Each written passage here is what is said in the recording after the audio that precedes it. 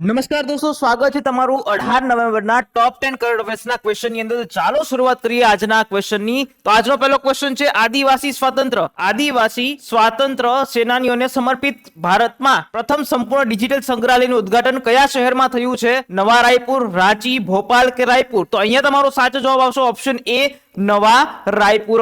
ત્યાર પછીનો next question, LCA Tejas MK-1A જેટને પાવર આપવા માટે 113 F404 એન્જિન માટે કઈ ભારતીય એરોસ્પેસ કંપનીએ GE સાથે $1 બિલિયન નો સોદો કર્યો છે? DRDO, ISRO, HAL કે BEML? તો અહીંયા તમારો સાચો જવાબ આવશે ઓપ્શન સી, HAL.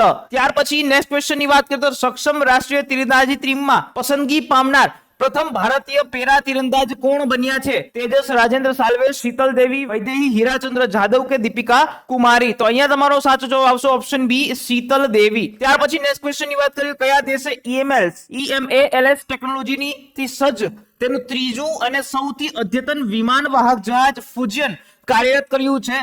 ચીન, USA, જાપાન કે દક્ષિણ કોરિયા? તો અહીંયા તમારો સાચો જવાબ આવશે ઓપ્શન એ, ચીન. ત્યાર પછી નેક્સ્ટ ક્વેશ્ચન ની વાત કરીએ તો એક્સરે ની શોધની યાદમાં દર વર્ષે કઈ તારીખે વિશ્વ રેડિયોગ્રાફી દિવસ ઉજવવામાં આવે છે?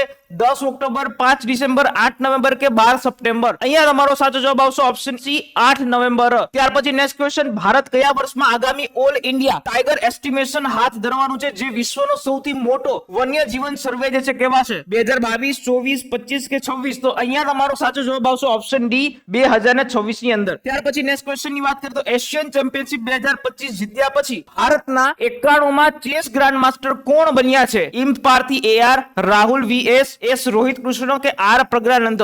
તો અહીંયા તમારો સાચો જવાબ આવશે ઓપ્શન બી, રાહુલ VS, ભારતના 91 માં ચેસ ગ્રાન્ડ માસ્ટર. ત્યાર પછી નેક્સ્ટ ક્વેશ્ચન, કઈ ભારતીય બેંક બજાર મૂડીકરણમાં $100 બિલિયન અને કુલ વ્યવસાયમાં 100 ટ્રિલિયન ને પાર કરનારી પ્રથમ બેંક બની છે? HDFC bank, ICICI bank, axis bank કે સ્ટેટ બેંક ઓફ ઇન્ડિયા? અહીંયા તમારો સાચો જવાબ આવશે option D, SBI, state bank of India. ત્યાર પછી નેક્સ્ટ ક્વેશ્ચન ની વાત કરીએ તો નવેમ્બર 2025 માં કયા દેશે વેન્ડનબર્ગ સ્પેસ ફોર્સ બેઝ પરથી GT-254 નામની વ્યૂહાત્મક મિનિટમેન 3 ઇન્ટરકોન્ટિનેન્ટલ બેલિસ્ટિક મિસાઇલ જે છે એનું પરીક્ષણ હાથ ધર્યું છે? યુનાઇટેડ સ્ટેટ્સ, રશિયા, ચીન કે ઉત્તર કોરિયા? તો અહીંયા તમારો સાચો જવાબ આવશે ઓપ્શન એ, યુનાઇટેડ સ્ટેટ્સ એટલે કે USA. અને છેલ્લો ક્વેશ્ચન એ છે ગ્લોબલ પીસ ઇન્ડેક્સ GPI 2025 માં ભારત દેશે કયો ક્રમ જે છે એ મેળવ્યો છે? 110મો, 115, 120 કે 125મો?